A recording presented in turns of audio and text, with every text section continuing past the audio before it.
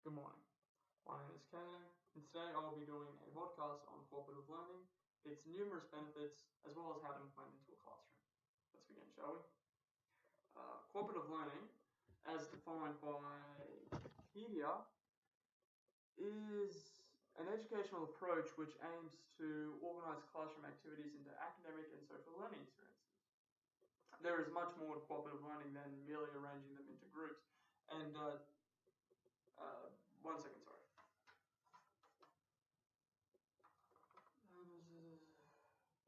Extensive research and credible references.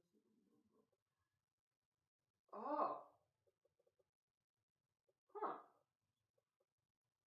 Uh, Sorry about that. I've just been going over the rubrics, and to pass this particular assignment, I should be doing more research than just the Wikipedia page, which is most of my research, unfortunately.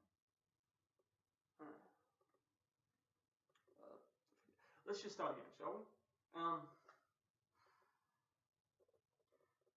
While it was just a Wikipedia page, it is accurate in saying that it is much more than merely arranging students into groups and sending them off to work. Tom McIntyre from BehaviorAdvisor.com states that a true cooperative learning experience requires a number of criteria to be met. They range from face-to-face promotive interaction, being assigned specific roles, understanding of individual accountability, as well as ample teacher input. However, that really only scratches the surface of what cooperative learning sets out to accomplish within the classroom. We've all experienced cooperative learning, whether it was in primary, secondary, or a tertiary setting. We all should experience some form of cooperative learning in practice. Cooperative learning itself has many elements that must coincide and intertwine seamlessly if you wish to leave a positive experience with your students.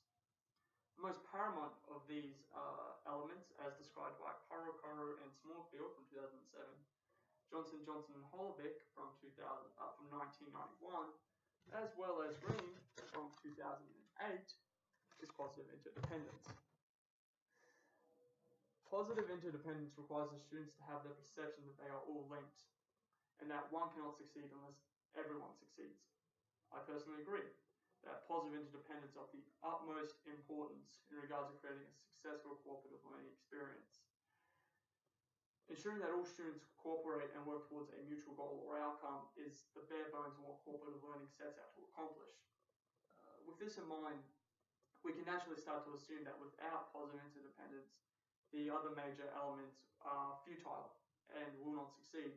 And without positive interdependence, students themselves will be unable to see why working in a group would be more effective than working as an individual, as they wouldn't have to take in the group's accountability.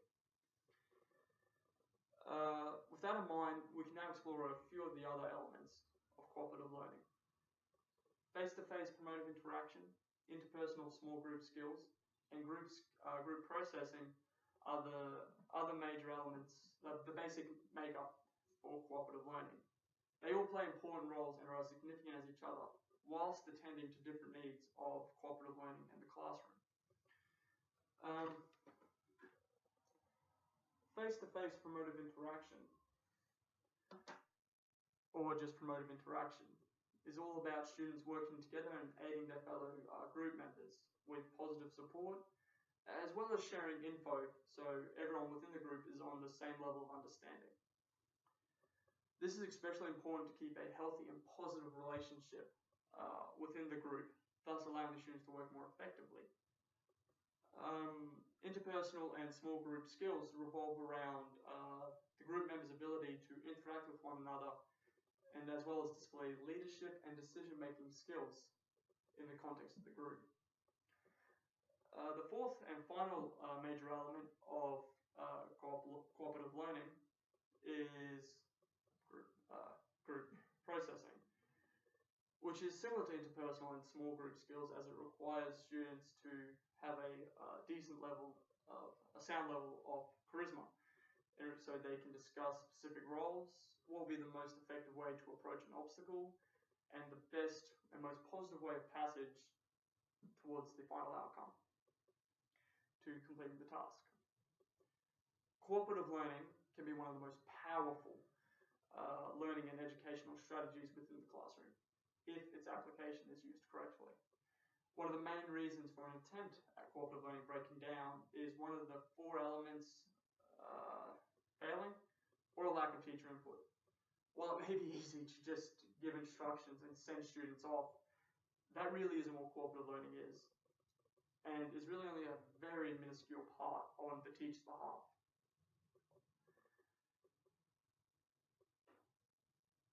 Without the right training, students will often find themselves going through a negative odyssey and develop a sour taste for group work, which is not ideal, as it can be very effective. One of its foremost strengths, however, is the ability to open up a new perspective on an old subject. Allowing the students to see another viewpoint on an area they may have only had a fixed viewpoint or understanding of is an amazing ability that should not be underestimated, as it benefits students from across the board, whether they excel at the subject, struggle, or even a special needs student. This allows them to see different reasoning or something when beforehand they could only see one way. Another benefactor on a social and more personal level is the ability to students to open up or become friendlier with each other and become more confident within the classroom context, which benefits the class throughout the year and students throughout their schooling. However, with all the positives and strengths that come with cooperative learning, there are many weaknesses, and without being promptly addressed, can lead to a complete breakdown of a group or even the entire classroom. As stated before, one of the main demons of cooperative learning is a lack of proper instructions. As Passionate Blogger writes on their article, lack of proper instructions and guidance may lead to unsocial behaviours, like all members talking at the same time, some members not even participating. A member might try to dominate and impose their views, or even members being excluded or ignored. This is more than likely the reasoning why some tertiary students do not promote or enjoy group work. As the quote states, lack of proper instructions or guidance can lead to unsocial behaviour, which can lead to a group not cooperating, or even excluding one another. This would be due to frustration or a misinterpretation by one or more of the members of what is actually required. And this would then turn to them bickering and arguing and just petty little things. And with this, we can definitely see why positive interdependence is of the utmost importance in regards to creating a successful cooperative learning environment. There is, however, a silver lining with all this. As with most weaknesses of cooperative learning, they can all be taught out of a student system. And by that, I mean with the correct input and balance from a teacher, most of the problems with cooperative learning can be vanquished.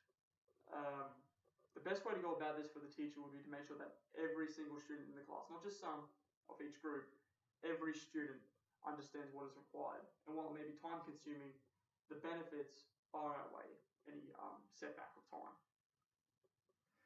And doing this would allow the students to be able to be more successful in the group without taking too much independence, which is the whole point of group work, as they are allowed to succeed with peers rather than an instructor at the front.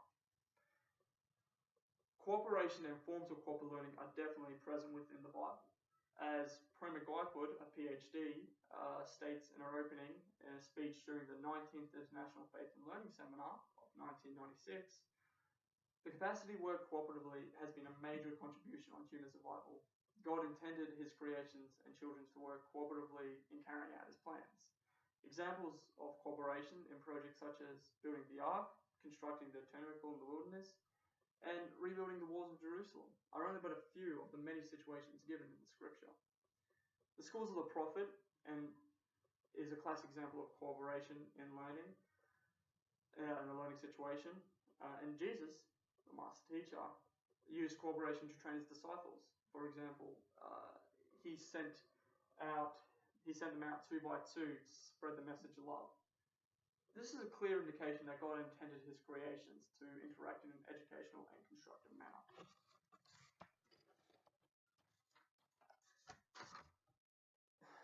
There are numerous ways to implement cooperative learning within the classroom. One such method, which has been practiced for over 30 years, is the jigsaw technique. And no, I'm not actually talking about an actual jigsaw puzzle, but rather a strategy which plays off positive interdependence as each student is considered essential. Elliot Arison writes on jigsaw.org, just as a jigsaw puzzle, each piece of a student is essential. And if each student is essential, each student part is essential, then each student is considered essential into completing the final task. This is what the jigsaw technique is in a nutshell. Making all students essential of a part of succeeding allows them to not only thrive together, but also see a mutual goal and work towards it. This is key to successfully implementing cooperative learning within the classroom. While without doubt we've all experienced some form of cooperative learning in or outside of the classroom, and most of us have probably dealt with the pros and cons of cooperative learning of this thinking strategy. And while it can negatively be practiced when implemented, but when implemented correctly, with the right input from a teacher, it can potentially be one of the most effective methods of teaching while allowing this enhanced student interaction. And that concludes my podcast. Thanks for watching. Bye for now, not forever.